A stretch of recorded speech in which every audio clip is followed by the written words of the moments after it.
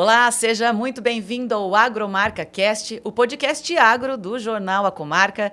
Eu sou Ingrid Alves e estava com saudade, viu? É um prazer ter a sua companhia. Muito obrigada por estar aqui na nossa audiência. Fique até o final e te convido também para assistir os outros episódios, o que já está no ar, os que estão por vir. Queria aproveitar a oportunidade e agradecer também a Baldan Implementos Agrícolas pelo espaço, pelo lugar muito bacana que a gente está gravando esse podcast. E você sabe que esse projeto surgiu com a ideia da gente falar do agronegócio brasileiro, de quem faz acontecer, de quem põe a mão na massa, de quem planta, de quem colhe, de quem processa. E é isso que a gente está fazendo aqui, contando histórias de verdade, falando de sustentabilidade, de superação, de inovação, de tradição.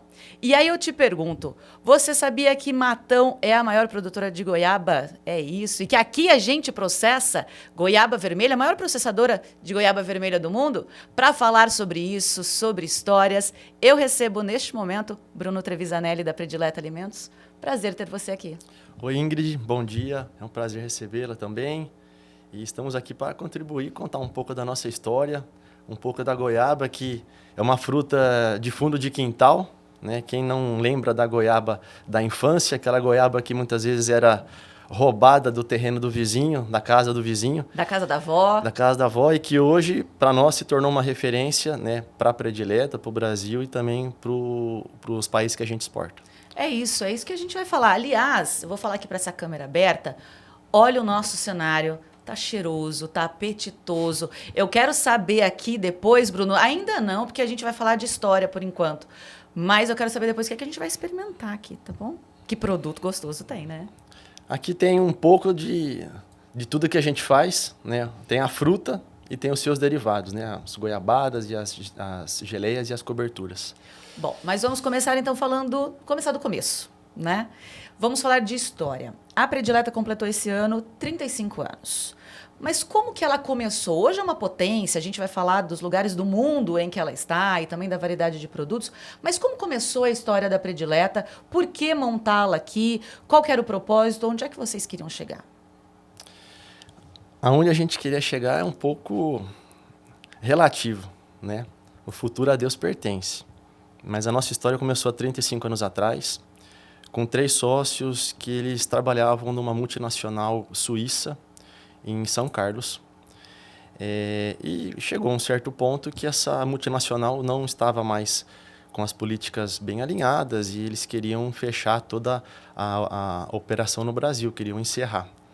E isso aí foi feito, né? A fábrica foi fechada e os 3 sócios se juntaram para iniciar um novo negócio próprio, porque eles trabalhavam nos pilares da empresa.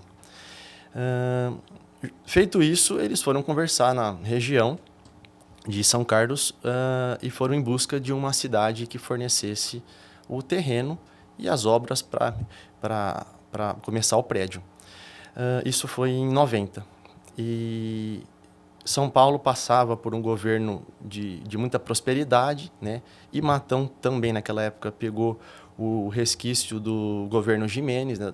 da família Gimenez, e foi onde o Jaime Gimenez ofereceu o terreno para a gente construir a Predileta lá no Turvo. E, em troca, precisava fazer a fábrica, fazer o barracão inicial com uma empresa de Matão, que era a construtora Bema. Meu pai era sócio de lá. E aí fez o barracão e, naquela época, a construtora tinha que financiar toda a obra. E, no final da obra, quem tinha contratado pagava por aquilo. Bom, o barracão estava feito. Quando eles foram receber, né, o valor do barracão, os 3 sócios não tinham recurso para pagar. E foram muito... Tinha um sonho, né, e um objetivo. Foram muito claros, assim, se a gente pagar o barracão, a gente não tem capital de giro para colocar na empresa. Porque hoje, uma empresa você constrói, você tem financiamento, tem linha de crédito, mas linha de crédito para capital de giro, na época já não existia e hoje são poucas as linhas que tem. Por isso que muitos negócios começam e não dão conta, porque você gasta para construir e gasta mais 2 ou 3 para colocar em operação. E aí, naquele momento, meu pai e meu tio, da construtora, eles falaram, olha, aonde cabe 3 sócios, cabem 5. e os outros 3 não tinham muita saída e aceitaram. Então, meio que do dia para a noite, os caminhões da construtora começaram a transportar matéria-prima para a Predileta. Isso há 35 anos atrás. Depois eles foram fazendo todo o arranjo da sociedade e são hoje 4 sócios, mas 2 estão na operação efetivamente. E por que escolheram Matão? Porque a prefeitura tinha doado o terreno e também porque era uma região que tinha alguma remanescência ainda da cultura da goiaba, de empresas do passado que, por atrativos da região centro-oeste, acabaram migrando para Goiás. Então ficou toda aquelas saudades e aquelas pequenas propriedades de goiaba da época que a gente decidiu depois fazer a parceria agrícola com os produtores e aí começou tudo. Então, é uma empresa que começou assim do zero mesmo, e muita coisa que a gente foi fazendo ao longo da nossa história a gente fez sem ter o recurso, na amizade, na confiança, na credibilidade. Muitas vezes assim, que eu lembro, que o pessoal me conta, a gente não tinha crédito para comprar o açúcar para fazer a goiabada. Mas conversava com a usina e o pessoal da usina, que a gente tem amizade até hoje, falava: eu te mando um caminhão de açúcar, me paga quando puder. Né?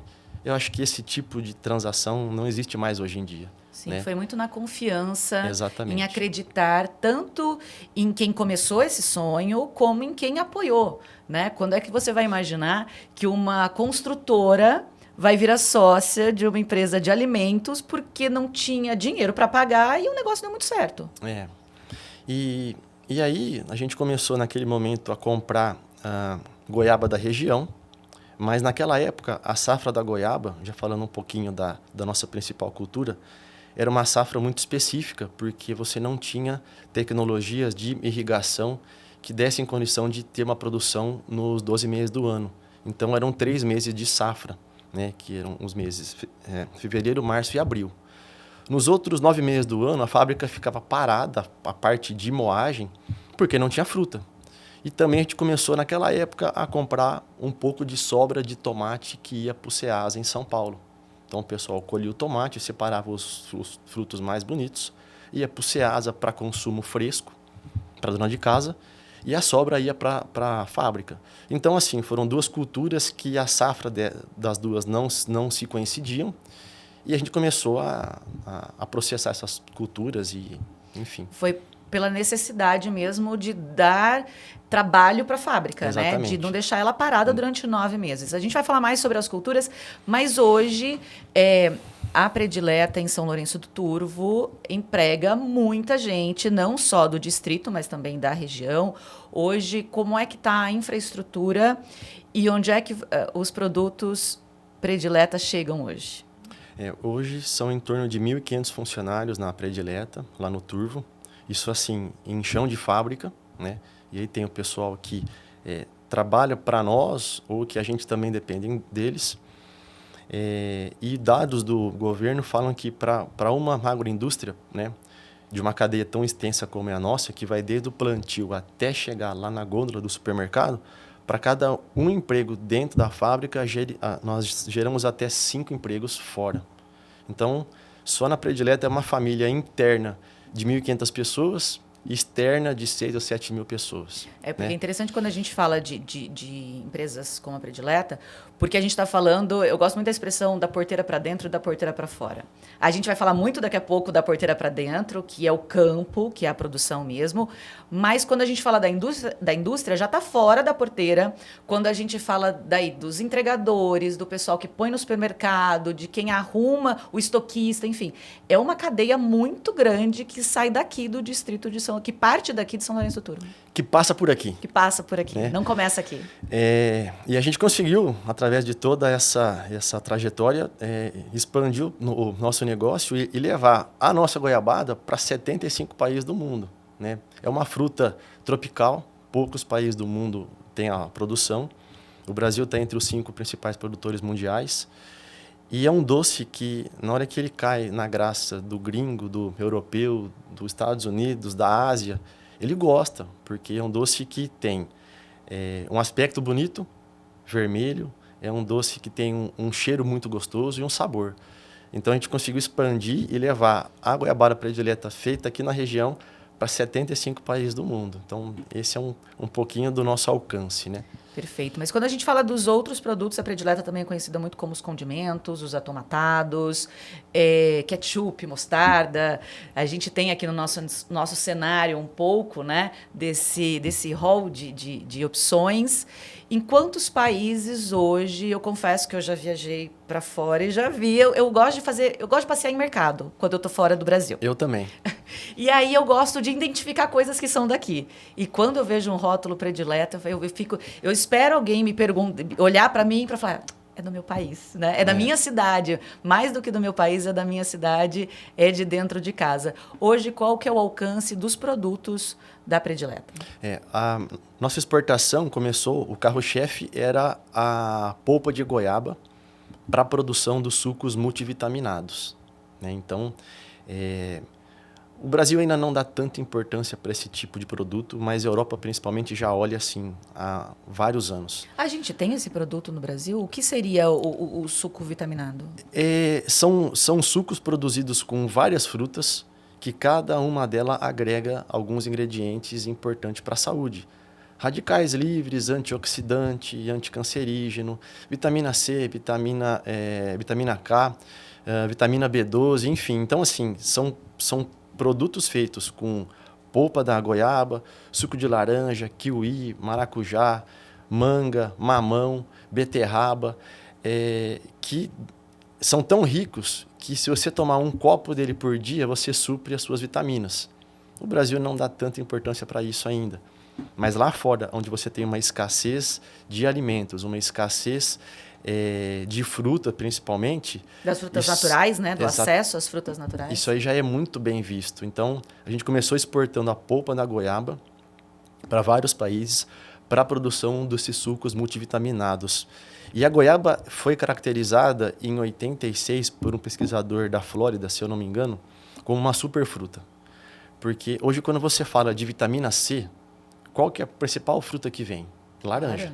Não tem dúvida que é isso. Mas por que ela é a principal? Porque é a mais divulgada. Pouca gente sabe. A acerola tem mais vitamina C que a laranja. Caju também tem mais que a própria citrus. E a goiaba tem 6 vezes mais vitamina C do que a própria laranja. Quando você fala de antioxidante, prevenção de câncer de próstata principalmente, a grande vedete é licopeno. Quando você fala de licopeno, o que vem na cabeça? Tomate. A goiaba tem 6 vezes mais licopeno do que o tomate. Vamos levantar a bandeira da goiaba. É isso. Então, assim, só que por ser uma fruta pouco conhecida, pouco divulgada, pouco estudada, as pessoas não têm acesso a essa informação. Então, quando a gente começou a divulgar isso lá fora, os gringos falaram, opa, ela se encaixa como uma fruta quase que perfeita para fazer um suco multivitaminado. Então, ela entra Alemanha, Itália, Israel, Holanda, Bélgica, Suíça, como uma das frutas que compõe aquele suco multivitaminado, agregando esses itens aí que a gente ainda não dá tanta importância. E aí foi assim que começou a exportação, então, de produtos da predileta. Sim, e aí através do Abre Portas, que foi a polpa da goiaba, a gente também começou a falar, opa, peraí, se compram polpa de goiaba é porque gostam do sabor. Por que não comprar também a própria goiabada? Então, a gente começou um trabalho em Portugal e na Espanha para exportação e deu certo. Nós trabalhamos hoje com algumas trades que fazem a distribuição interna, mas hoje a gente exporta muita goiabada para o Caribe, Norte da África, Europa, Japão, Austrália, Estados Unidos, Ásia de forma geral. É um percentual pequeno dentro do nosso negócio, mas percentualmente é o que mais cresce hoje, a exportação de goiabada. Muito legal, porque é um produto que ele é fácil de consumir, ele está pronto, né? E aí também, ao longo do tempo, eu acho que vocês foram percebendo a mudança do consumidor, porque hoje a gente tem, por exemplo, goiabada zero. né?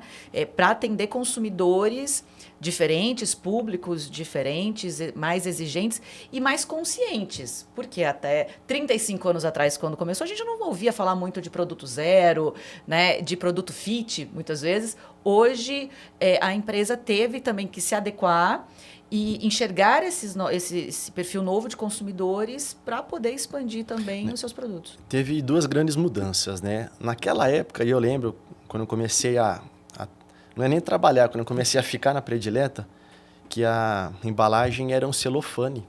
Era um celofane, então a goiabada vinha quente, vinha mole, colocava numa caixinha de papelão, com uma forma do lado de fora e um celofane por dentro para forrar. Então colocava essa goiabada com uma jarra. Despejava ali, ainda líquida. Colocava, fechava, né, as abas do celofane e punha colocava um ferro quente em cima para derreter o celofane.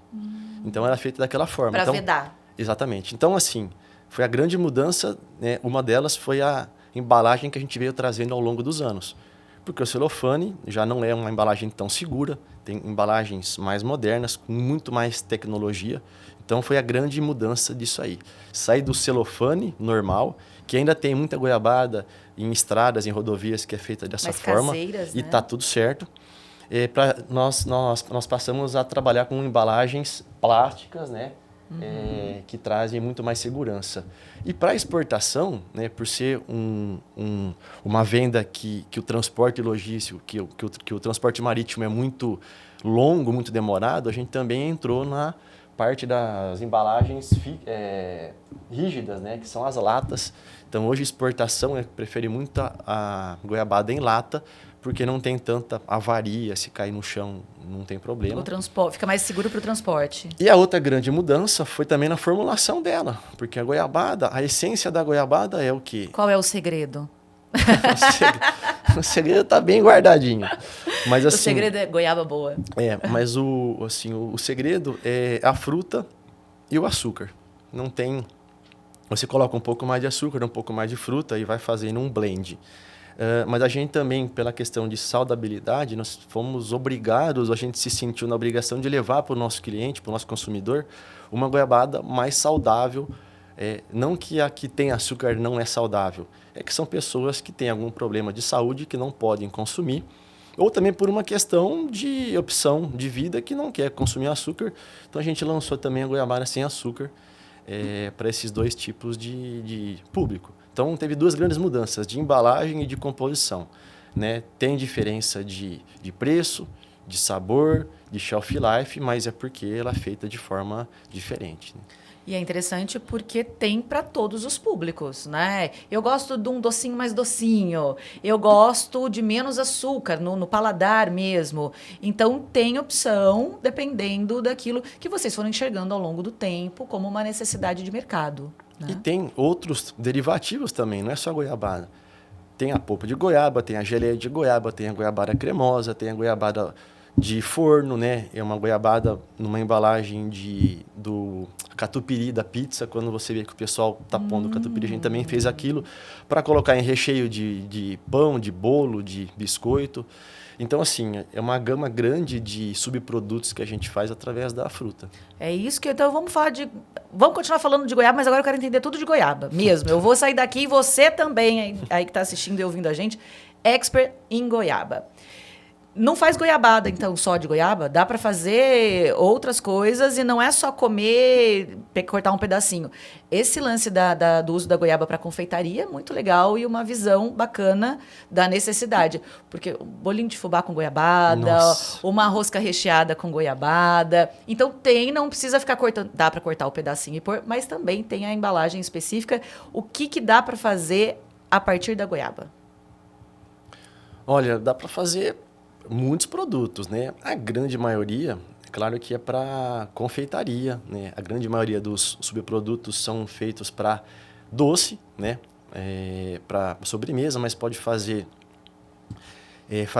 meu tio fazia aqui em Matão, não sei quem consumia, mas quem consumia vai lembrar, fazia o sorvete de lambada, Se eu não me engano, Eu consumia. Se eu não me engano, era leite, doce de leite ou leite condensado. Leite condensado com goiabada cremosa. Tinha uns nacos de goiabada. Até hoje o pessoal me fala isso. Fala, nossa, que sorvete gostoso.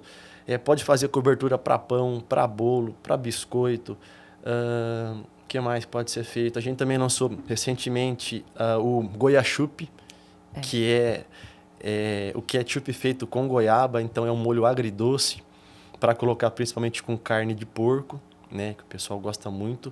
Então são vários itens e assim a gente está sempre em busca de inovar e de trazer isso para o nosso cliente, para o nosso consumidor. Muito bacana. Mas vamos, já que a gente começou a nossa história falando do começo da empresa, vamos falar do começo da goiaba. Eu ouvi dizer que a goiaba de Matão, daqui da região, ela é diferente. Eu queria que você explicasse o processo de plantio da goiaba, por que é tão importante o cuidado com relação a esse processo. Antes, eu vou te perguntar, antes da gente falar como é que é o plantio, de onde vem a goiaba que vocês consomem, que vocês processam na indústria? Quem planta essa goiaba? Tá. Então eu vou um pouquinho antes. O Brasil tem em torno de 10 variedades de goiaba, né? Todas elas têm os seus pontos interessantes e os seus pontos de desvantagem. Mas a goiabada que a gente processa na predileta, ela foi desenvolvida para a indústria de goiabada. Por quê? Ele é uma fruta que tem pouca semente e muita massa. E uma casca mais fina. Então, diferente da goiaba que você encontra no supermercado, que ela tem uma casca mais rugosa, mais firme, essa goiaba que chama variedade Paluma, ela foi feita na Unesp de Jaboticabal pelo professor Fernando, e ele conseguiu fazer vários cruzamentos e chegar numa fruta quase que perfeita para processamento, né? Porque tem tudo aquilo que eu falei, muita massa e pouca semente. E também tem uma cor rosa muito mais interessante do que uma goiaba mais clara. E ele, por ficar tanto tempo trabalhando na parte de genética, acabou nomeando ela como Paluma, que são as iniciais das 3 filhas que ele tem. Então, isso já deve ter mais de 38, 40 anos. E essa goiaba pegou, então ela é voltada para processamento, não é voltada para consumo fresco. E aí, assim, por que eu falo que a nossa goiaba ela é melhor, né? A paluma, quem quiser plantar paluma, tem muda disponível, o pessoal consegue plantar. A gente está um passo à frente porque todo o planejamento de plantio, desde quando ela sai do viveiro até a gente entregar a fruta na fábrica, é feito por pessoas nossas. Então, a gente tem o total domínio da cadeia de produção, né? A gente consegue controlar irrigação, adubação, controle de pragas, de doenças. E aí, a gente tem uma confiabilidade, uma segurança da fruta que está chegando para ser processada. Então, não é que ela é melhor, mas é uma fruta mais segura, é uma fruta mais certificada, é uma fruta mais saudável para depois ela ser processada e ser transformada em goiabada principalmente. Não é uma fruta que chega sem que vocês saibam de onde ela está vindo, como é que ela foi produzida, quais foram as técnicas, os métodos. Tem todo um histórico e um protocolo que os produtores seguem que certificam que essa goiaba é de qualidade e que passou por todas as fases necessárias. 100% da goiaba que entra na predileta, ela passa pelo nosso crivo. É isso aí. E isso é tão importante a ponto da gente ter várias certificações de fábrica, das mais importantes do mundo, certificação dos Estados Unidos, da Europa, da França, da Ásia, do próprio mercado árabe, que também é muito exigente. O pessoal vem na predileta, certifica, visita, vistoria tudo e nos dão o aval para exportar para os outros países. Então, assim, isso aí é segurança alimentar, né? Quando você vê uma goiabada, uma polpa de goiaba em qualquer lugar do mundo feita pela predileta, pode ter certeza que ali tem o mais alto grau de segurança, de rastreabilidade e de confiança, né? Certo. E aí vocês têm produção própria e tem também os produtores que são parceiros que produzem para fornecer para vocês. Isso. Lá no passado, eram só produtores parceiros. A gente não tinha nenhuma área própria de produção. E justamente por ser uma cultura de fundo de quintal ainda, você tem poucos trabalhos, poucos experimentos.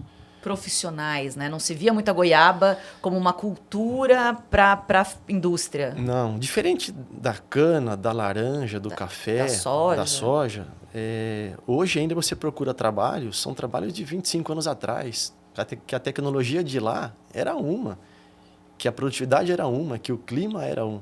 Hoje mudou tudo. Então a gente vendo essa necessidade de ter trabalho, de validade, de colocar tecnologia no campo e aumentar a produtividade, reduzindo o custo, uma fruta de melhor qualidade, a gente passou a ter algumas áreas piloto aqui em São Paulo, na região, para testar, aprovar ou reprovar o que tem de tecnologia.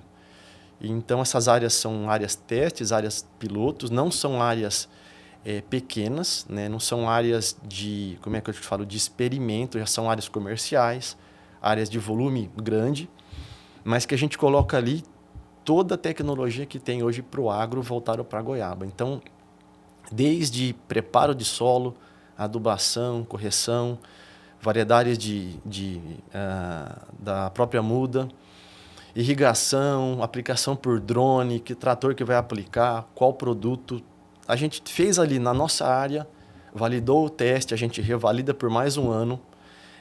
E aí, assim, nós certificamos tudo que foi ali, a gente chama todo o nosso grupo de produtores e mostra para ele, olha, a gente fez isso, foi gasto isso, teve isso de retorno. Querem fazer também? Muitos, não quero fazer. Alguns ainda ficam meio receoso e tá tudo certo, mas a gente está fazendo isso para quê? Porque as áreas de goiaba dos produtores são áreas pequenas. Quando você fala de laranja, um produtor pequeno de laranja hoje são 100 mil pés de laranja. Um produtor grande de goiaba são uns 8, 10 mil pés. São pequenas áreas. Então, muitas vezes, a tecnologia não chega para ele. Porque a área comercial não vai ter o retorno de venda para uma área pequena. Então, também não vai investir. Então, a gente precisou quebrar esse paradigma e mostrar como é que faz e como é que funciona. E usar essas áreas piloto para trazer essa tecnologia para nós, certificar, aprovar, revalidar, para depois colocar no campo isso aí. E está dando certo, né? São como se fossem campos experimentais e a partir deles vocês montam um protocolo, né, e entrega para o produtor. Olha, aconteceu assim, né? E aí fica a cargo dele decidir se vai implementar ou não. Mas eu queria que você explicasse para a gente quais são as etapas de produção da goiaba. Até a gente ver uma goiaba bonita, sim, né? Principalmente dessa variedade, como é que funciona hoje essas etapas de produção? Quanto tempo demora para eu plantar uma mudinha e para eu colher, sair a goiaba pronta para produção? Hoje, com as condições que a gente tem de tecnologia, entre plantar e começar a colheita são 18 meses, mais ou menos, né? Se o plantio foi feito numa época de inverno, uma época mais fria, esses 18 meses se transformam em 24 meses. Se ela foi plantada no início do verão, numa época mais quente, a gente tem uma condição para a planta crescer mais rápido, a gente consegue encurtar isso para 1 ano e meio. Mas assim, ela atinge a maturidade de produção, né? A produção, o pé adulto com em torno de 3 anos e meio a 4 anos, e aí a produção vai crescendo. Mas aqui está uma foto da muda lá no viveiro, né? Então, ela é feita por estacas, né? O pessoal do viveiro tem as plantas matrizes, que são as plantas mães, e eles cortam pequenos galhos, inserem no substrato e dali ela vai crescendo. Então, aqui na foto está pequeno, mas até essa parte aqui é a primeira estaquinha dela, depois ela foi brotando, a estaca principal foi cortada e ela começa a formação da muda. Essa muda tem em torno de 6 meses e ela está pronta para ir para o campo para ser transplantada, né?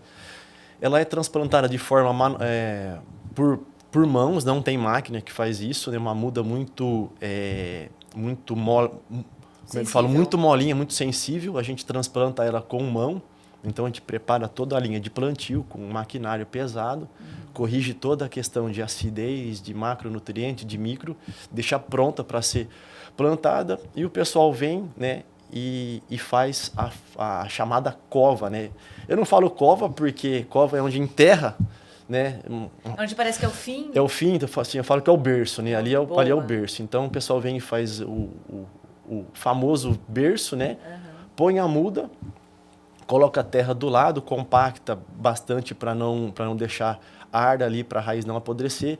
E a primeira irrigada, né, a primeira aguada da muda, ela é feita com bastante água, justamente para expulsar todo esse bolsão de ar e a muda fica bem compactada com o solo na raiz. Então, ela é transplantada de forma manual. E aí começam os tratos culturais, né? Me parece bem distante, né? Porque depois ela vai crescer e vai ter uma copa maior ali. Então Exato. precisa ter uma distância entre uma e outra. Assim, a goiaba na época, lá atrás, era plantada... Aliás, todas as frutíferas eram plantadas de forma muito espaçada, né? Então a laranja plantava-se 8 metros por 7, né? O café também. E a goiaba também era plantada dessa forma. Mas a gente foi também fazendo trabalhos e revalidando isso e adensando mais, colocando mais plantas por área. Por quê? Porque produtividade é o quê? É a produção que você teve naquela área sobre a área total plantada. Então, sim, quanto mais mudas você tem na área, maior é a sua produtividade. Você produz 30%, 40%, 50% mais, às vezes com 20% mais mudas. Então, a laranja, o café, a própria goiaba, a gente conseguiu adensar ao longo dos anos, mas assim, parece que é uma distância grande, mas não é. Aqui é um pomar que tem 5 metros entre uma planta e outra, e tem 4 metros, e tem 6 metros entre uma rua e a outra. Aproveita melhor o espaço, né? Exatamente. Desse jeito. Tá. E depois tem a foto seguinte, que aí já é um pomar que já foi transplantado, né? Ele está com 6 meses de transplantio. Então, a gente faz uma capina manual ainda, né? O pessoal carpe com a enxada. Por quê? Porque a muda ainda ela é muito nova e se a gente fizer algum manejo químico para não deixar o mato afogar essa muda, a gente pode afetar o crescimento dela. Então, a primeira capina a gente faz manual, joga toda a massa de mato para o meio da rua, para a planta crescer sem ter competição com um capim, por exemplo, né? E ela precisa de estaca? Precisa de estaca porque ela tem o caule muito fininho ainda. Então, qualquer vento ou alguma coisa pode quebrar, então a gente já estaqueia ela com as estacas, né? Com um bambu e a gente amarra com um barbantinho. Mas em torno aí de 1 ano depois de transplantar, esse bambu já está podre e aí não tem mais problema, ele acaba caindo sozinho mesmo. E aqui já é uma fase de produção, né? O pomar desse tem em torno de 4 anos e meio. E se você ver, é um galho que ele foi podado aqui, porque a goiaba é uma cultura que responde muito bem à poda, né? Para você ter broto e flor, você tem que ter galhos novos. Então, assim, se a gente não podar a planta, ela vai crescer, ela vai emitir galhos novos e vai também soltar as flores. Mas a gente faz uma técnica de poda justamente para forçar ela a emitir vegetação. Então a gente cortou esse galho aqui, que é um galho considerado maduro, a gente corta ele com tesoura ou com uma serra, e você pode ver que ele já soltou várias brotações e todas elas já têm alguns botões florais, né? Então a gente chama... nessa fase aqui, a gente fala que é a famosa espadinha, está abrindo uma espadinha ali, para depois ela se tornar num botão floral, que é essa foto. Então, da espadinha, o próximo passo dela é a emissão de flor. A gente também faz todo um manejo com inseticida para não afetar a parte da microbiologia. Então, você vê ali uma foto que tem o inseto polinizador, que ajuda muito, né? E é até engraçado que um pomar de goiaba em plena floração tem muito inseto que está polinizando ali, você assim, até consegue escutá-los dependendo da hora do dia, que também assim eles ajudam nós a fazer a polinização da flor. Eles se alimentam e ajudam a perpetuar a espécie, né? E a próxima foto, ela já está, né, tá com o fruto um pouco mais desenvolvido, ele acaba perdendo todas as pétalas e aí já começa a ficar realmente a goiabinha pequenininha. Todas aquelas flores vão virar uma goiaba? Uma boa pergunta isso aí. Um pé de goiaba, né, por mais que a gente tenha tecnologia de nutrição de planta, de irrigação, a gente consegue segurar na planta em torno de 25% das flores que ela emitem. Isso é bom, de um lado, porque você tem uma produção alta e um fruto graúdo. E se a planta segurasse um pouco mais do que esses 25%, ela não tem suporte para segurar o peso. Não ia desenvolver também no tamanho Iam ficar ideal, os frutos né? pequenos e a planta e o galho ia acabar rachando. Então, assim, a gente tenta manejar, a gente tenta fazer esses 25% se transformar em 30%, 35%, mas é natural, né, da planta Sim. abortar pelo menos 3/4 das flores que ela emitem. E aqui já é uma foto que ela está... Aqui já tem isso, ela já está... a gente fala muito que está no tamanho de uma bolinha de ping-pong, né? Está um pouquinho menor, mas você vê que num galho já tem muita goiaba, né? É que confunde um pouco com a folha, mas no detalhe já dá para ver que tem bastante goiaba crescendo. E aí, se você faz uma conta que um fruto tem em torno de 250 gramas na média, um galho desse aqui tem facilmente aí uns 20 quilos de goiaba, né? Tranquilamente. E não são galhos grossos, né? São galhinhos ali que na sua formação já era sensível. Hoje, uma boa produtividade, dá para a gente falar quantas goiabas ou quantos quilos de goiaba um bom pé produz? Assim, a gente vai falar por área, né? Porque você tem áreas que a goiaba ela é mais espaçada, áreas que ela é mais adensada. Mas uma boa produção hoje são em torno aí de 40 toneladas por hectare, né? O que é o hectare? É uma área de 10 mil metros quadrados. Eu tenho uma média de quantos pés eu tenho nesse hectare? Mais ou menos 350 pés. Então, em torno aí de 110 a 120 quilos por planta é uma boa produtividade. Sim. A média do Brasil gira em torno aí de 25 toneladas por hectare. Tá. Né? Uma boa produção, 40, 42, 45. Nas áreas experimentais, a gente conseguiu até 60 toneladas por hectare. Então, por que de fazer isso? Para mostrar para o produtor que com um pouco mais de investimento, de tecnologia, ele dobra a produção dele. Ele gasta um pouco mais, ele investe um pouco mais. Mas recupera muito bem. Mas ele colhe aí quase que 3 vezes mais goiaba na mesma área. Sim. Né? Aqui dá para ver as goiabinhas. Aqui já está um pouco maior, né? Essa foto aí já é mais ou menos em torno de 65 dias da data da poda, né? Da retirada do galho velho. E aqui ela já vai se desenvolvendo e assim, daqui para frente os tratos culturais são bem poucos, porque a gente precisa focar realmente na fase de floração, é onde a planta está mais suscetível à entrada de pragas e de doenças, e aqui já está um pouco mais tranquilo. Nessa fase, a gente só reza para chover bastante. Eu ia perguntar, a goiaba, ela tradicionalmente não é irrigada. Vocês produzem alguma área que seja irrigada? Conta mesmo com o clima, com a chuva? Quando que a chuva é necessária? Essa pergunta é muito interessante porque antigamente a chuva aqui para nossa região ela era mais espaçada. E era regular, você sabia quando ela vinha, quando ela ia? Começava a chover em setembro, finalzinho de agosto já vinha um pouquinho de chuva e ela ia até março, abril. Era um período muito extenso e ótimo. A chuva de um tempo para cá começou a ficar mais escassa, né? Mais imprevisível. E hoje está assim, começa a chover, né? Ou deveria começar em outubro, novembro e deveria parar em março. Nos últimos anos, a chuva está começando em novembro e parando em fevereiro. Então, com isso, quem depende da água de São Pedro, da chuva, natural, fica com muito risco, né? Por quê? Ela está com uma janela de chuva muito restrita. Então, a gente começou nessas áreas também a investir em irrigação de pomar. Para quê? Justamente para reduzir risco e não deixar faltar água quando a cultura mais precisa, que é na fase do enchimento de frutos, né? Então, a gente também faz isso nas nossas áreas e nós vamos começar, a partir do ano que vem, incentivar o parceiro nosso a irrigar também, né? Através de financiamento, né? De parcelamento, para ele ter essa tecnologia para ajudá-lo a produzir um pouco mais.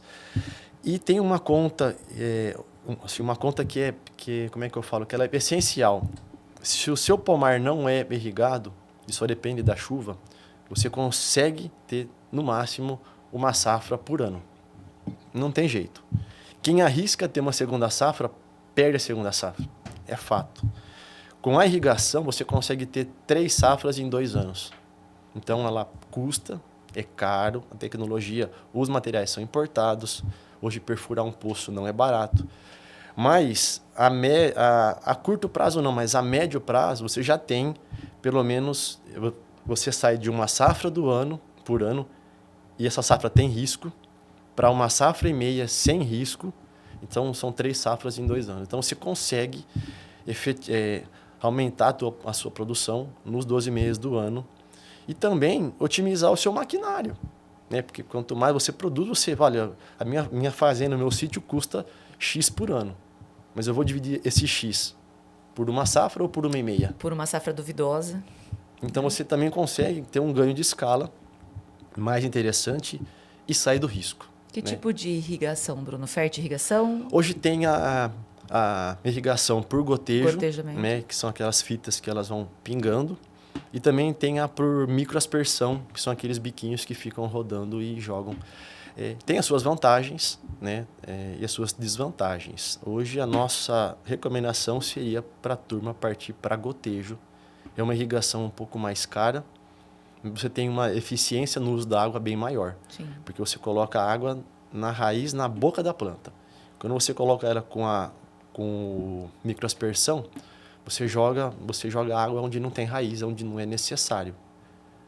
No passado era só microaspersão. Sim. A tecnologia veio, trouxe coisas novas. Então, hoje são áreas, assim, as áreas mais eficientes são áreas com gotejo, porque você põe ali de conta-gota, realmente está gotejando, né? São gotas. E onde realmente precisa, né? Não tem perda. É na boca da planta. Sim.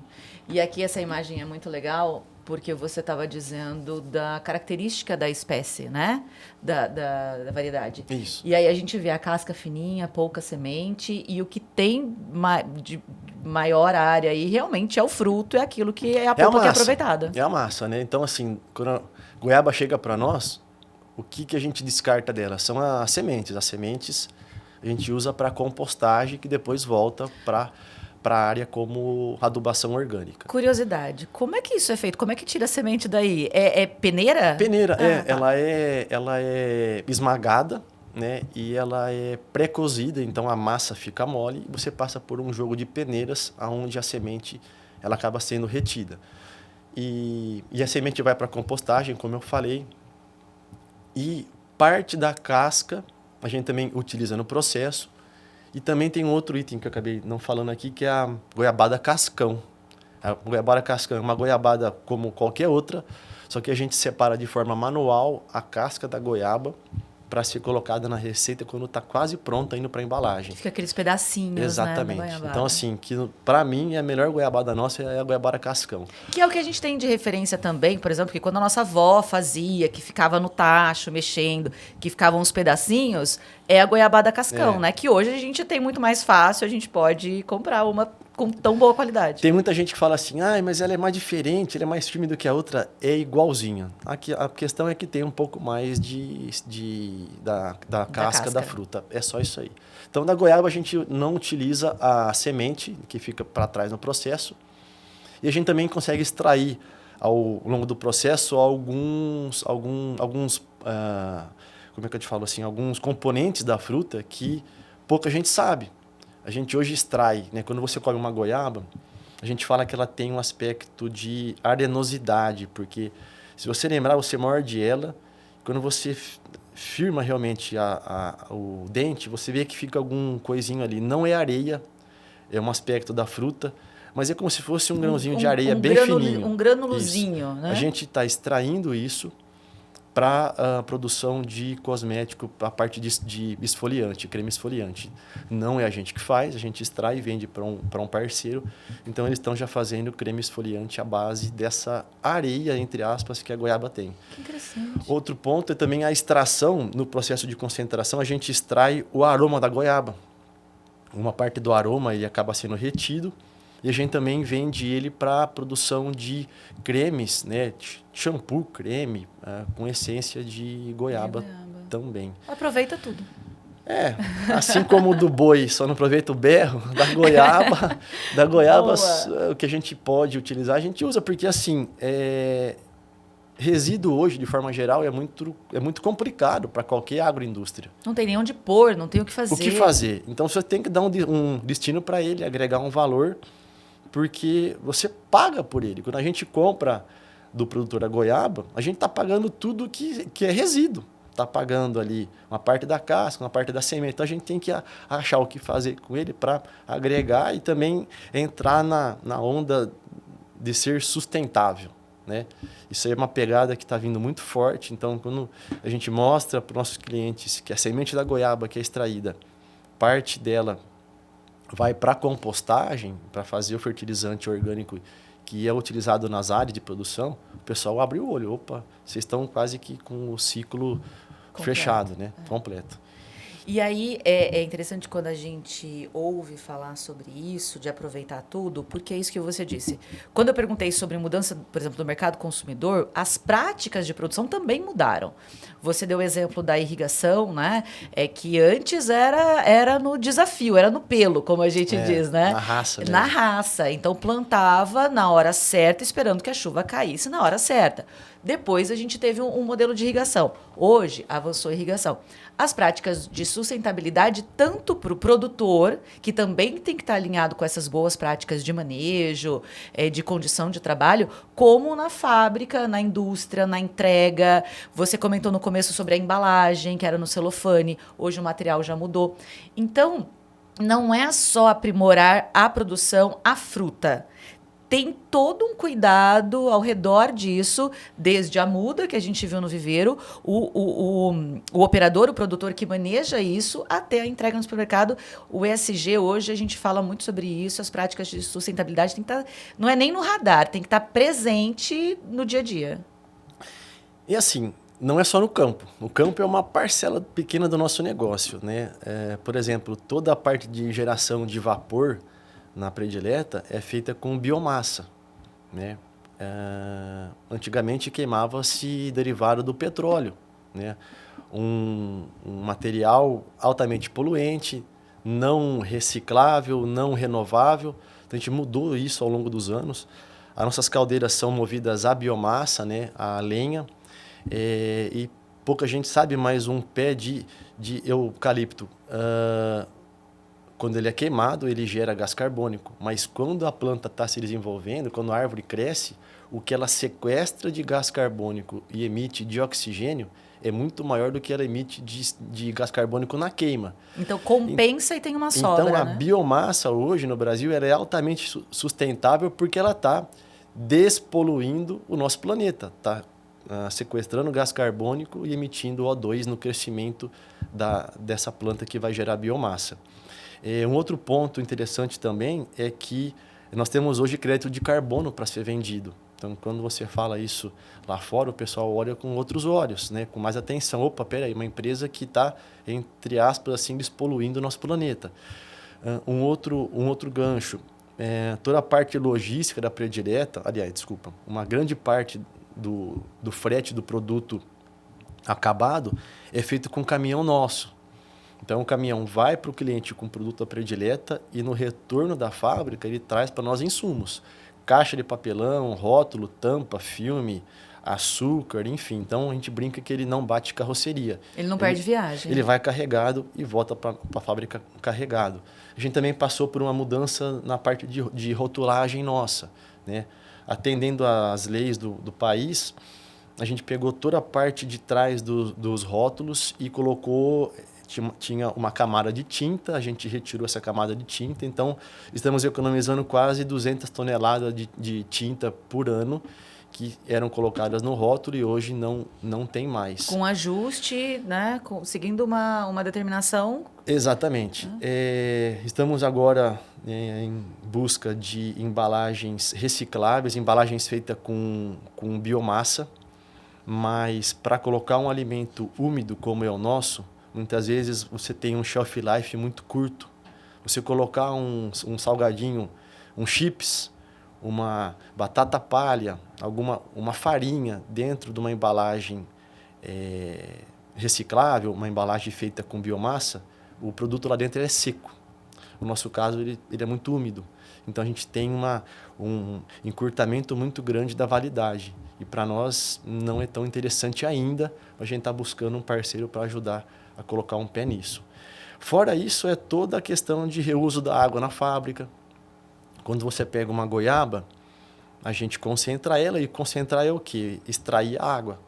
Toda essa água extraída, parte dessa água a gente consegue tirar a essência da goiaba, e mais uma parte dessa água a gente usa no processo interno da fábrica, para lavagem das frutas, lavagem do chão de fábrica, lavagem do nosso maquinário. Então, também é um processo que a gente consegue reutilizar a água várias vezes, né, sem ter que retirá-la, né, do meio ambiente para depois devolver. Então, tem isso também. E um outro ponto é a questão do manejo das nossas usinas de ETE, a usina que a gente trata toda a água da fábrica, né? O nosso compromisso hoje com os órgãos ambientais é extrair a água, seja ela do subsolo ou seja ela de um manancial, de uma represa, de um rio, e devolver ela, no mínimo, no mesmo padrão que ela foi retirada.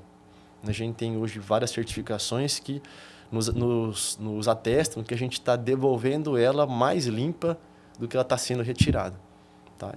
Então, assim, tudo isso, principalmente gringo, olha com bons olhos, né? E paga um pouco mais também. Não é só plantar e processar goiaba, tem muita coisa envolvida nesse... Antes fosse isso, né?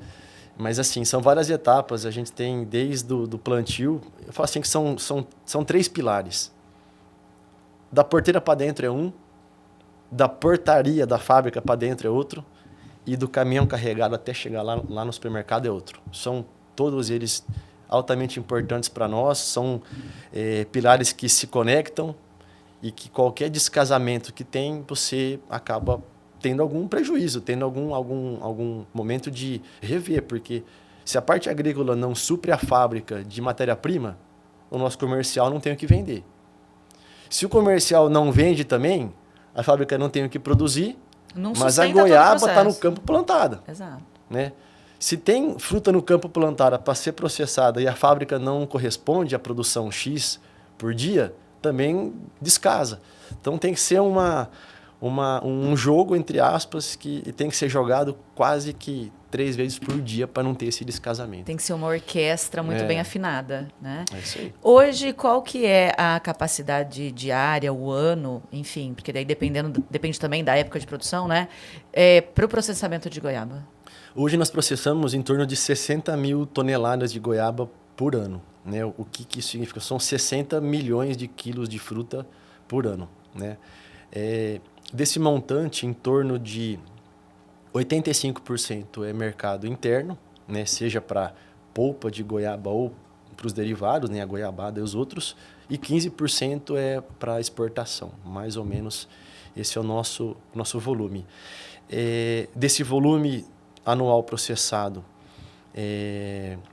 65% ela é processada no período chamado de safra, que é de janeiro até maio, e 35% é processado no período da entre-safra, que a entre-safra é a fruta produzida com irrigação.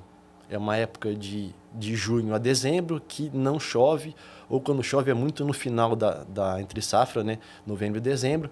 Então a gente processa um volume grande de fruta na safra, do mês 1 até o mês 5, e um volume um pouco menor na entre-safra, de junho até dezembro. Então, esse é um pouquinho do nosso volume. Né? Em termos de volume produzido, em torno aí de 4 milhões a 4 milhões e meio de embalagem de goiabada por mês, né? Nas diversas gramaturas. E aí é destinado para o Brasil inteiro. Né? E para o mundo. Também. A hora que a gente estava falando sobre os processos ali, as etapas de produção, eu ia te perguntar e acabou passando.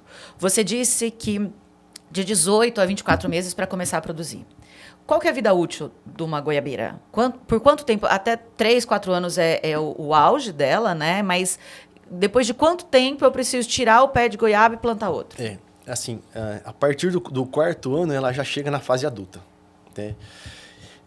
E essa pergunta é assim, antigamente, pomar com 15 anos já era pomar velho. Arranca, põe a máquina, arranca, planta outro. Mas com essas técnicas que nós temos hoje de poda, de irrigação, de trato cultural, o que eu posso dizer é que o pomar mais velho que a gente tem nas áreas testes são pomares com 10 anos. Estão em plena produção, sem competição de uma planta com a outra. Porque quando ela começa a crescer muito, a gente vai lá e poda ela. Corta o galho, reduz aquela área que ela tem.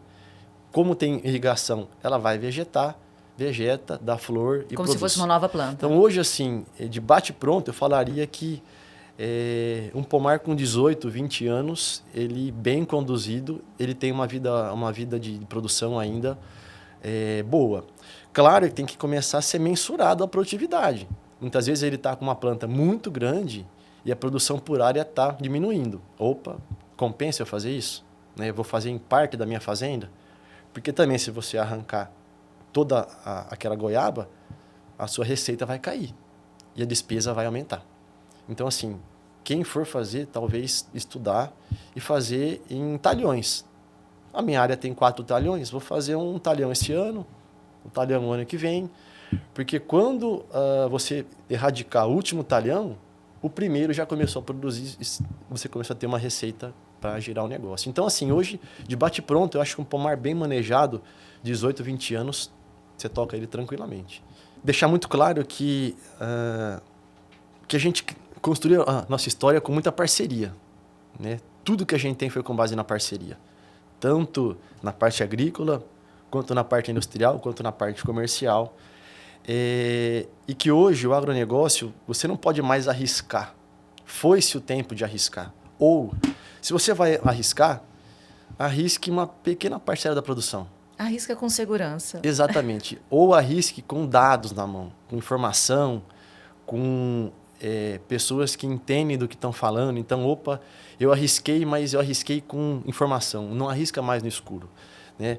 Não planta mais uma cultura achando que eu vou plantar, depois eu vejo para quem eu vou vender. Não, você tem que primeiro ter o comprador da sua cultura, para depois você plantar. Porque plantou, tem que cuidar. E cuidar significa investir. E investir significa, entre aspas, gastar dinheiro. Então, numa cultura perecível igual a goiaba, que tem uma casca muito fina, a gente está disposto a aumentar a nossa parceria com o pessoal da região. Então, quem quiser plantar, fale conosco, né, porque a gente garante a compra da matéria-prima. Então, olha aí uma boa oportunidade para quem está meio perdido, não sabe o que fazer, não deu certo uma coisa. E aí e é interessante porque vocês têm esse campo experimental também para dar diretrizes de produção. Então, não é plantar no escuro, é plantar sabendo o que está fazendo. Plantar sabendo o que está fazendo, plantar sabendo para quem vai vender, plantar com contrato na mão. Né? Eu acho que o agro não pode mais arriscar em nada. Né? O produtor não vende a soja porque acha que vai dar preço. Espera aí, vende uma parte da soja, garante, cubra né? os seus custos. Dali para frente você brinca, você arrisca. Né? Mas hoje, assim, uma grande maioria, eu vou plantar e vou ver o que vai ser para frente. A chance de dar errado é grande, porque o agro está comoditizado, dolarizado, globalizado. Então, ninguém perdoa, não. Não vai achar que... mas o fulano plantou, produziu, está guardado, não tem para quem vender. Dançou. Né? Faça a coisa assim, com mais segurança possível, porque hoje qualquer investimento é dinheiro. Você vai pegar ou ganhado ou perdido. Né? Você vai captar um recurso hoje, na taxa de juros que está, é caríssimo. Então, não faça mais nada no escuro. Né? Ou garanta 3/4 do seu negócio, e esse 1/4 eu vou arriscar, vou dar o luxo de brincar, né, de arriscar. Então, assim, deixo essa mensagem sobre o nosso negócio e, assim, reforçando que a gente quer fazer mais parcerias. Então, quem aqui na região tem uma área disponível que quer plantar goiaba, nos procure que a gente inicie essa parceria. Muito legal, não, sensacional.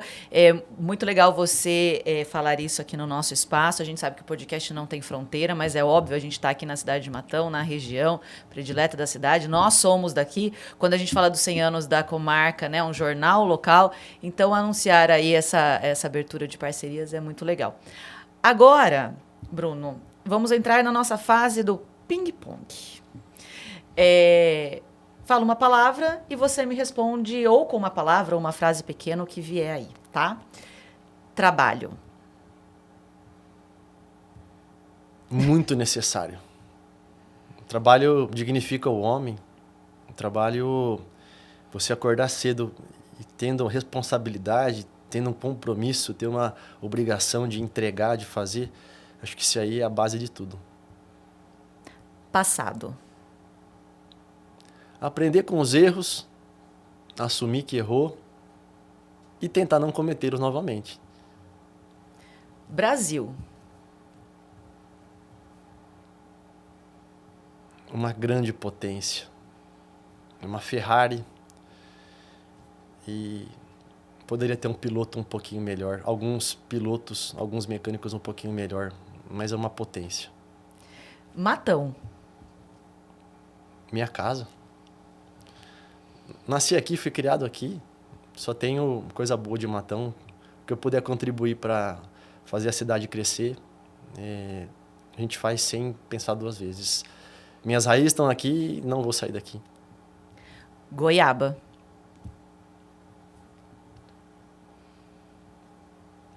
Boa pergunta.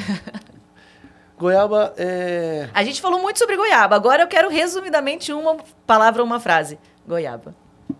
Uma fruta de fundo de quintal que a gente deu uma expressão internacional. Futuro. Planejamento e agradecimento. Bom, a gente vai falar mais sobre futuro, mas para isso eu convido agora para participar com a gente o Serginho Gabriel, que é da comarca de Matão. Bom, então para a gente falar de futuro, eu vou falar agora aqui para nossa câmera aberta para mostrar essa mesa bonita. E Serginho está aqui com a gente, seja muito bem-vindo à nossa conversa. Olá, Ingrid, muito obrigado. Olá, Bruno, um prazer recebê-lo. Uma grande satisfação tê-lo como entrevistado do Agromarca Cast, o podcast agro do Jornal A Comarca. Este podcast que é uma ação comemorativa aos 100 anos do Jornal A Comarca, nesse ano de 2025, está comemorando 100 anos. E nesses 100 anos, nesse século de atividade jornalística, a Comarca teve o privilégio de acompanhar, de registrar os 35 anos de sucesso da história da predileta. Então é uma honra tê-lo aqui. E primeiramente, Bruno, antes de falar sobre o futuro, eu gostaria de fazer um destaque também. Neste ano, o jornal O Estado de São Paulo, através da seção Paladar, elegeu o ketchup Salsarete, produzido pela Predileta, como o melhor ketchup do Brasil. E assim como nós temos a qualidade reconhecida da goiabada Predileta com a qualidade da goiaba da matéria-prima, para se obter o melhor ketchup do Brasil, precisa-se também de um tomate de extrema qualidade. Gostaria que você falasse um pouco sobre isso também, Bruno, por favor. Serginho, na faculdade eu escutei uma frase que eu nunca mais esqueci. A matéria-prima, ela nunca é melhorada. Se o seu processo industrial for muito bom, você preserva ela. Se o seu processo for ruim, você degrada a sua qualidade da matéria-prima. Então, um café de qualidade é feito com um grão de qualidade. Um açúcar de qualidade é feito com uma cana de qualidade. Um suco de laranja é feito com uma fruta de qualidade. E um ketchup, para ter qualidade, tem que ser feito com um tomate que tem qualidade, né? A matéria-prima nunca ela é melhorada. Então a gente precisa ter um tomate no campo que foi muito bem cuidado, muito bem tratado, conduzido, um processo industrial que permite você ter uma segurança, um controle das boas práticas para ter um ketchup que foi reconhecido como o do Brasil, né? O mais saboroso, o melhor do Brasil, né? A gente agradece essa proposta que o pessoal fez conosco. Foi um teste cego, a gente não sabia disso. O pessoal entrou em contato conosco e falou, vocês foram premiados, né? Eles não nos avisaram. Isso foi bom, porque a gente foi pego de calça curta, mas com uma boa notícia. Não gerou né? expectativa, né? Exatamente, porque a gente fala, nossa, meu Deus, será que vai, será que não vai? Será que a gente compete com grandes marcas, com multinacionais? O pessoal ligou para nós e falou, olha, vocês foram premiados. E aí eu lembro que a gente perguntou quando que ia ser divulgado isso. E eu não tenho o hábito de comprar o Estado de São Paulo, né? Os jornais físicos, assim, é tudo pela internet. E quando eles falaram, olha, vai sair tal dia no domingo, eu rodei as bancas de Matão, mas alguém que trabalha com a gente foi antes e rapelou todos os jornais de Matão. Eu consegui numa banca, que eu comprava figurinha quando era pequeno, e peguei seis jornais, e o cara falou assim para mim, nossa, mas por que levar os 6? Eu falei, não, nem te conto. Eu peguei e trouxe embora. Mas assim, realmente foi um prêmio importante para nós, porque ser reconhecido, né, foi um teste feito por pessoas de referência, por consumidores, por mestres de cozinha, e eles atestaram em diversos pontos, né? Cor, sabor, aroma, viscosidade e o preço também, porque você ter um produtaço no Brasil, um produto de boa qualidade, mas com preço inacessível, tudo bem, eu ganhei, mas eu não vendo. O que adianta e isso? o consumidor não tem acesso, ele não vai saber se é bom realmente, né? Quando o preço é muito alto, porque ele não consegue adquirir. E é interessante porque a gente falava, né, muito de Predileta Alimentos, e aí falando agora no caso do ketchup, a Predileta produz e vende não só como Predileta, né? Tem outras marcas, como é o caso do ketchup. Hoje nós temos 15 marcas do grupo, né? As principais são marca Predileta, Salsarete, Stella D'Oro, Minas Mais, Só Fruta, essas são as principais marcas do grupo. E a gente também faz marcas próprias para outros clientes. Então, quando você vai num supermercado e tem ali a marca Qualitá, o molho Qualitá, a goiabada Qualitá, é feita pela Predileta. Pode comprar que é bom. Pode comprar que é feito em Matão, né? Então, assim, hoje essa questão das private label, né, das marcas próprias, é uma tendência que veio para o Brasil, muito forte na Europa principalmente, que as redes elas fazem isso para fortalecer a marca deles. Então, Carrefour, Walmart, Pão de Açúcar faz isso aí porque, além de ter a loja, eles também querem ter produtos com a marca dele, porque muito dos grandes negócios, o negócio em si é grande, mas não é rentável. O valor principal está na marca criada. Né? Então, eles também vieram nos procurar e a gente faz marca própria para essa turma na mesma fábrica, na mesma máquina que é feito a nossa linha de produto. Perfeito, Bruno. Assim como o podcast é um projeto que já também mira o futuro do Jornal Aquamarca, eu gostaria de perguntar para você, após esses 35 anos, daqueles 3 sócios que vieram de São Carlos, como que a Predileta mira o seu futuro? Quais são as ações futuras, os projetos que vocês têm para os próximos anos? Serginho, o Brasil é um continente, né? O Brasil não é um país, é um continente. É mais distante você sair de Porto Alegre para Natal do que você ir de Natal para a Europa. São quase 7 horas de voo para cortar o país inteiro. E num país de dimensões continentais, onde o frete encarece muito, né? A questão logística do Brasil é muito cara, a gente iniciou uma operação em Alagoas há 2 anos atrás, 2 anos e meio atrás, justamente para colocar um pé na região Nordeste, que hoje tem 45 milhões de pessoas, é uma região que está muito carente de alimento. Então, a gente colocou uma fábrica lá para encurtar essa distância logística e também para colocar um pé na região Nordeste, que hoje cresce muito no país. Turismo muito forte. Então, esse foi um passo nosso de expansão para os próximos anos. A gente está muito bem respaldado, muito bem calçado ali para expandir. E a gente está com com um projeto no cofre ainda, assim, no bolso, de iniciar uma operação num outro estado aqui do Brasil, um estado na região centro-oeste, que tem algumas questões tributárias, alguns incentivos que o Sudeste não tem, e que também é uma região altamente agrícola. Tem um polo de produção, um polo de área irrigada muito, muito forte. E a gente tem um plano muito, assim, quase que saindo do forno para colocar um pé naquela região também. E aí, claro, tendo condições de fábrica, de matéria-prima no Sudeste, no Centro-Oeste, no Nordeste, a gente praticamente amarra o Brasil inteiro dentro do nosso negócio, reduzindo questão tributária, reduzindo questão logística e ficando, assim, muito mais perto do nosso cliente, muito mais rápido para atendê-lo. Então, assim, esses são os 2 pontos aí de expansão que a gente está prevendo para os próximos anos. E juntamente com isso também vem a questão de tudo bem, vocês vão fazer fábrica, mas e o que vem de inovação de produto, né? Esse é um ponto também.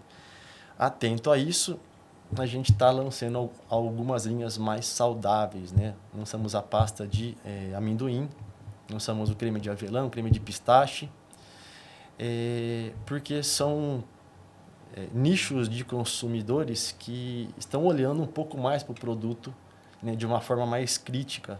Um produto com mais proteína, um produto com menos sal, com menos açúcar, com menos gordura, com menos conservante. Então, esses também são os planos que a gente está mirando para os próximos anos, visando principalmente a questão de saudabilidade, né? É isso. Muitas novidades, muitos produtos. É bom a gente ficar atento às prateleiras do mercado, às redes sociais também, né? O site, sempre a divulgação. E aí, falando de futuro, a gente estava falando aqui, né, sobre a produção, sobre os produtores. Como é que você enxerga o futuro do agronegócio no Brasil? Onde a gente pode chegar? Porque a gente ouve muito falar sobre agronegócio, a gente ouve falar sobre grãos, sobre pecuária. Aqui a gente está falando de fruta, né? Principalmente. Para onde a gente pode ir? O que pode ser feito? Como é que vocês enxergam isso? Bom, o agro é gigantesco, né? Com certeza. O Brasil vai continuar sendo tracionado, né, pelos grãos, pela soja, pelo milho, pela carne bovina, pelo suco de laranja, pelo café, pelo açúcar, pelo etanol. Mas se a gente for analisar a questão de produção de renda pela área plantada, a fruticultura, a olericultura, né? Assim, o HF de forma geral, o hortifruti, as frutas, tomate, cebola, batata, alho, mamão, uva, abacaxi, maracujá, manga, enfim. O que gera de renda na área é muito maior do que a geração de renda dos grãos, né? Uma área pequena de goiaba gera muito mais renda do que uma área grande de soja. Então, eu acho que o futuro é realmente o Brasil firmar o pé nas commodities, porque é o grosso do negócio, mas precisaria de políticas e de incentivo para as pequenas culturas, porque muitas delas são de subsistência para segurar as famílias no campo, mas muitas delas também são as que trazem alimento Pra cidade, diferente, né? dos grãos para a cidade. Então, você pega mandioca, batata, cebola, cenoura, banana, enfim. Eu acho que precisa de políticas para incentivar as pequenas propriedades, políticas para incentivar irrigação, políticas que garantissem um preço mínimo de venda, porque também produzir e não ter para quem vender ou a vender a preço de banana é muito ruim. Vender o peixe lá fora bem vendido, né? Colocar à frente dos principais órgãos do Brasil, né? E a gente tem que entrar na questão de governo, mas assim, vender bem o peixe. O Brasil precisa ir para fora, mas com uma robustez, falando com propriedade, sabendo do que está falando.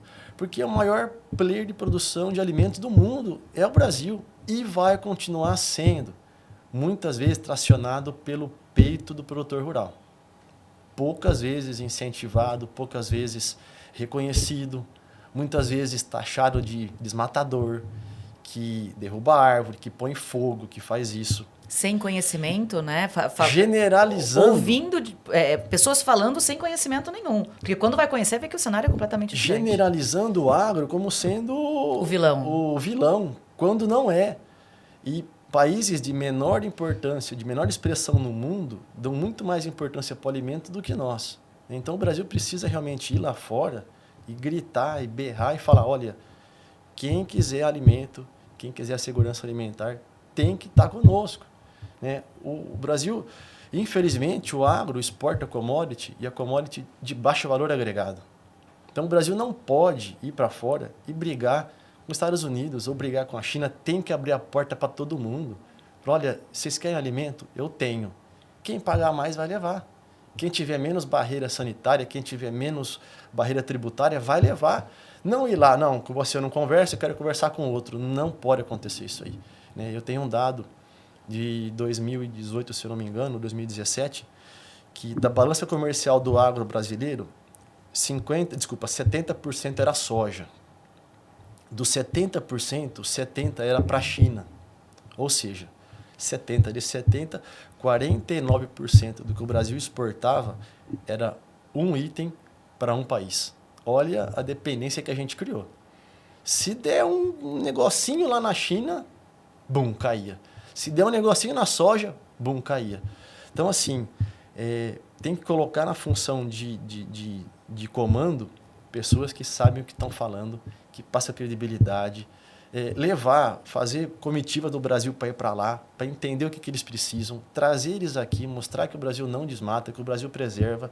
Hoje o Código Ambiental do Brasil é o mais rígido do mundo, e só que num montante de 2 milhões de produtores rurais, você vai ter aquele outro que vai pôr fogo, que vai desmatar, mas é uma exceção. Assim como em todas as áreas. Não, né? É o geral.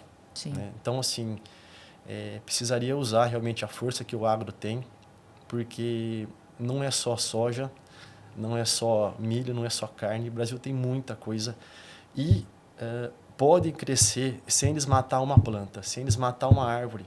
A média de produção do Brasil ela é baixa para quase tudo. Se o Brasil colocar um pouquinho mais de tecnologia no campo, através de órgãos do governo, através da parte privada, das indústrias, das empresas, de implemento de máquina, a gente aumenta a nossa produtividade em 8%, 10% ao ano, sem desmatar nada. Sem aumentar a área, né? É isso que a gente vem falando muito aqui, é esse olhar atento, é saber que a gente faz muito, pode fazer mais, né? Muitas vezes só precisa que isso seja olhado com carinho. Bom, neste momento, eu peço para os nossos convidados trazerem um item pessoal para a gente mostrar e falar da importância. Eu acho que o item pessoal que você trouxe, todo mundo já está vendo desde o começo, né? Que é a história, faz parte da história da Predileta. Eu queria que você mostrasse para a gente tem aqui uma mesa linda, como a gente já falou, tem goiabas lindas, e aí eu até perguntei, né? Eu falei, será que agora é tempo de goiaba? Bom, eu entendi que irrigando agora a gente tem goiaba o ano inteiro. Tem o ano inteiro, é isso aí. E goiaba bonita, assim. É uma goiaba produzida na entre safra, né? É o período que eu falei. E então aqui assim é um pouco dela. É uma fruta de um calibre um pouco menor do que uma fruta de safra, porque não tem a questão das chuvas, embora tenha irrigação, mas a chuva não tem nada como a chuva. E aí vocês veem que tem aquilo que eu falei, pouca semente, uma massa muito grande e uma cor rosa também muito, muito bonita. Né? É um contraste muito bonito de cores, né? E é uma fruta que você pode colher ela um pouco mais verde, que se ela ficar na sua casa ali na fruteira, 2 dias ela está madura. Né? Infelizmente, tem um shelf life muito curto, ela acaba estragando. Mas assim, seria... eu não falo nem que é um item meu, né? É um item nosso, né? Mas, assim, é uma grande vedete nossa, né? Não é só uma fruta, né? Não. É uma história. Eu saí da faculdade com muita teoria, pouca prática, né? E grande parte da prática que eu aprendi no campo foi com a goiaba, né? Hoje eu já consegui passar isso para um time de pessoas que trabalham conosco. Mas assim, quando eu falo de goiaba, meu olho brilha porque é uma planta de fundo de quintal que para nós é a nossa essência, né? Juntamente com o tomate e também juntamente com o próprio milho doce que a gente faz a conserva. Olha que cor bonita. E que aroma, né? Que aroma. Não, é muito cheiroso, apetitoso. É muito interessante, né? Eu tô aprendendo muito nesse episódio, porque a gente tem a ideia da goiaba de fundo de quintal, muitas vezes. Então, quando a gente sente o cheiro, remete à infância, remete a lembranças com a família. E pensar na goiaba como um produto, como uma indústria, como uma cadeia que emprega, direto e indiretamente, 7 mil pessoas, por exemplo, é muito louco, assim, né? Você pensar que isso aqui que a gente tem no fundo de quintal, que a gente tem em terreno baldio, é um negócio muito grande que movimenta a vida de muita gente, muitas economias e chega no mundo inteiro a goiaba que é produzida aqui na cidade. E assim, a proporção que tomou o nosso negócio, porque há 35 anos atrás, a nossa receita, né, a nossa batida de goiabada era de 8 toneladas. Né? Hoje são 800 toneladas. Então, o volume aumentou quase 100 vezes. Né? A tamanha proporção que a gente conseguiu dar, né, para goiabada, para goiaba e para goiabada. E a ponto da gente ser a marca líder de goiabada no Brasil há mais de 20 anos. Né? A goiabada é um doce muito caseiro, um doce muito regional. O Brasil tem mais de 800 marcas de goiabada. A gente conhece só as que estão aqui na região, mas como a gente anda bastante, também tem acesso a isso. Mas a principal marca hoje a nível Brasil é a predileta. Né? A gente tem algo em torno aí de uns 60% do share de goiabada do Brasil tá nas nossas marcas. Né? Então, uma proporção muito grande que a gente deu à fruta. O consumo da fruta não cai, ele está crescendo. Né? A exportação também vem acompanhando isso. E a gente tem que mirar sempre inovar, crescer com segurança, ser sustentável e também olhar para os outros países, porque a partir do momento que um gringo vem para cá e a gente leva ele numa plantação de goiaba, para ele pegar a fruta do pé, ou pegar uma goiabada, ele fica doido. Né? E a gente faz isso com muito cliente de fora, porque a goiaba que tem lá, para eles, ela foi colhida aqui no Brasil muito verde, transportada em câmara fria, mas a gente sabe que colher uma fruta do pé no ponto certo de colheita, né, como está essa goiaba aqui bem madura, pronta para o consumo, o sabor é outro. Né? Isso é fato. Então a gente tenta sempre se aproximar dos nossos clientes, trazendo para cá, indo para o campo, mostrando para ele a confiança, né, a garantia do que ele vai ter, traz ele para a fábrica, pega toda a nossa certificação, nosso pessoal, conversa, mostra, dá exemplo para ele. Então, assim, ele volta para fora com outra cabeça e, quero levar para o nosso país a goiabada, né?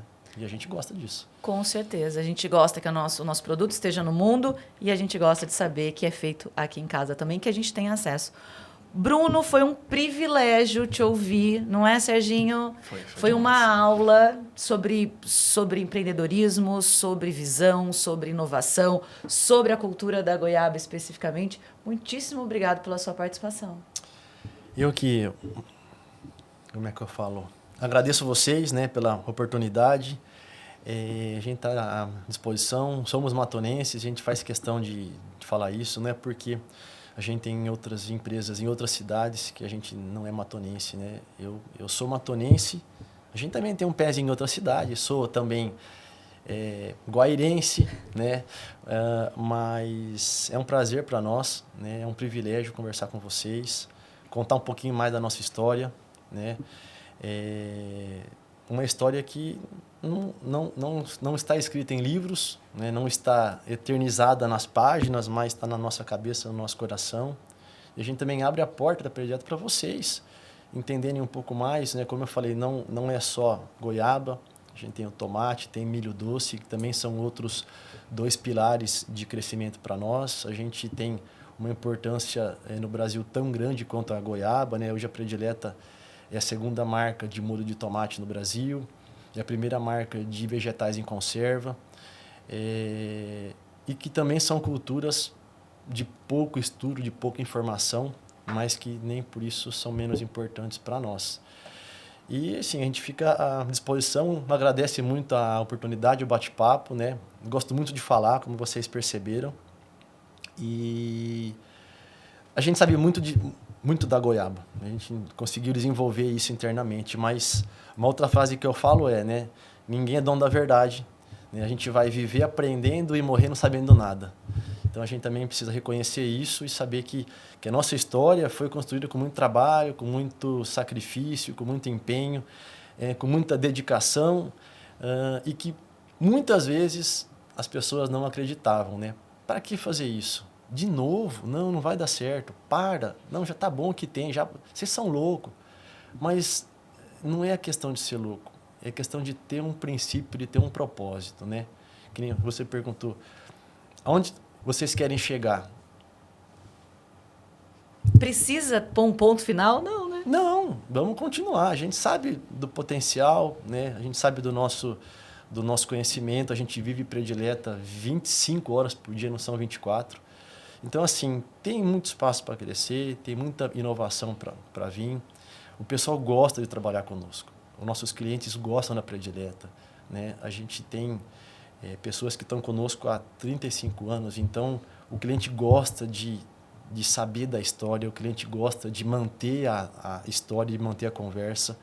E a gente está no front na luta. Né? A gente não se acomoda, não se acanha, a gente não tem medo. Claro que o país poderia estar numa situação um pouco melhor do que está, mas também mar manso não faz bom marujo.